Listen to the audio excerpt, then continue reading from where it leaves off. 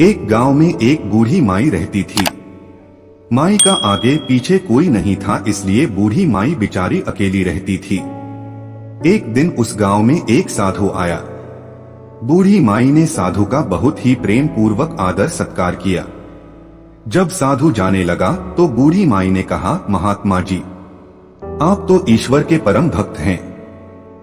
कृपा करके मुझे ऐसा आशीर्वाद दीजिए जिससे मेरा अकेलापन दूर हो जाए। अकेले रह रह करके उब चुकी हूँ। साधु ने मुस्कुराते हुए अपनी झोली में से बाल गोपाल की एक मूर्ति निकाली और बुढ़िया को देते हुए कहा, माई ये लो आपका बालक है, इसका अपने बच्चे की तरह प्रेम पूर्वक लालन पालन करती रहना। बुढ़िया माई बड़े लाड़ प्यार से ठाकुर जी का लालन पालन करने लगी। एक दिन गांव के कुछ शरारती बच्चों ने देखा कि माई मूर्ति को अपने बच्चे की तरह लाड़ कर रही है। नटखट बच्चों को माई से हंसी मजाक करने की सूझी।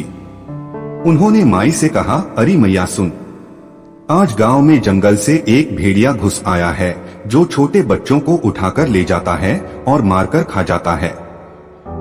तू अपने लाल का ख्याल रखना, कहीं भेड़िया इसे उठाकर ना ले जाए।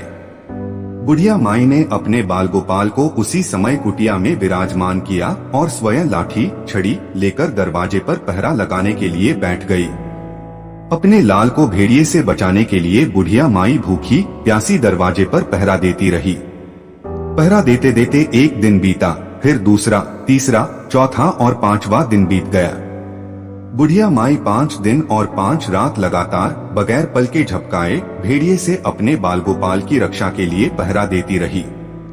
उस भोली भाली मैया का यह भाव देखकर ठाकुर जी का हृदय प्रेम से भर गया। अब ठाकुर जी को मैया के प्रेम का प्रत्यक्ष रूप से आस्वादन करने की इच्छा हुई। भगवान बहुत ही सुंदर रूप धारण कर वस्त्राभूषणों से सुसज्जित होकर माई के पास आए। ठाकुर जी के पाव की आहट पाकर माई डर गई कि कहीं दुष्ट भेड़िया तो नहीं आ गया। मेरे लाल को उठाने माई ने लाठी उठाई और भेड़िए को भगाने के लिए उठ खड़ी हुई। तब श्याम सुंदर ने कहा, मैया मैं हूँ, मैं तेरा वही बालक हूँ जिसकी तुम रक्षा करती हो। माई ने कहा, क्या? चल हट, तेरे जैसे बहुत देखे हैं, तेरे जैसे सैकड़ों अपने लाल पर न्योछावर कर दूं, अब ऐसे मत कहियो, चल भाग जा यहाँ से।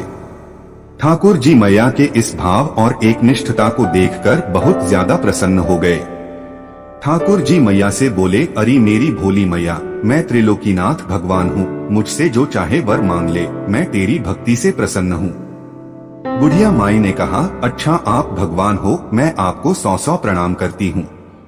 कृपा कर मुझे यह वरदान दीजिए कि मेरे प्राण प्यारे लाल को भेड़िया न ले जाए। अब ठाकुर जी और ज्यादा प्रसन्न होते हुए बोले, तो चल मैया, मैं तेरे लाल को और तुझे अपने निज धाम लिए चलता हूँ, वहाँ भेड़िए का कोई भय नहीं है। इस तरह प्रभु बुढ़िया माई को अपने निज धाम ले गए। वीडियो अच्छा लगा हो तो लाइक शेयर सब्सक्राइब और कमेंट जरूर करें।